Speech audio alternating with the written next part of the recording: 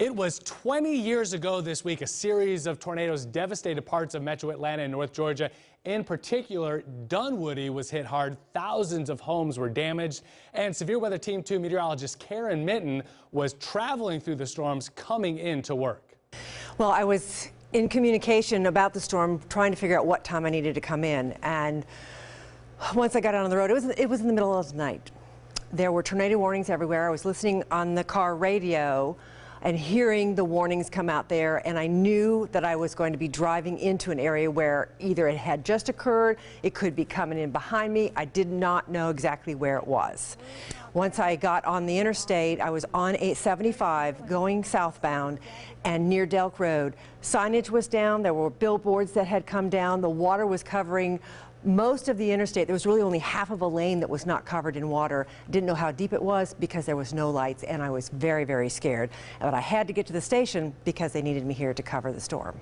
Altogether, there were 3 tornadoes that touched down that night. The first one, an F1 tornado near Tallapoosa in Haralson County, damaged about 30 buildings. Another tornado touched down near Smyrna, tracked near Vinings across the Chattahoochee River into North Fulton County. It was an F2 tornado, damaged 30 buildings as well and injured 4 people. The big tornado that night touched down near Dunwoody. It tracked near Norcross and then across Gwinnett County. It was an F2 tornado with winds up to 150 miles an hour.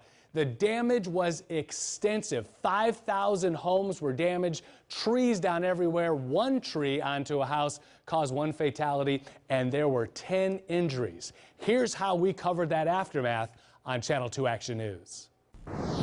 Live, local, late breaking. Now, coverage you can count on. This is Channel 2 Action News at 5. Massive storms slammed the metro area, ripping through homes and businesses. It is the worst destruction Atlanta has seen in years.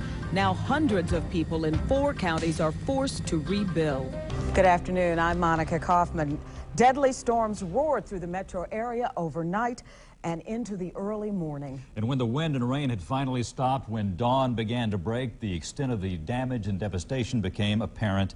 There were so many close calls in this neighborhood as you talk to the people. For example, the man that was killed, his elderly wife, had just left the bedroom, had just shut the door to go get some medicine when that tree came crashing down.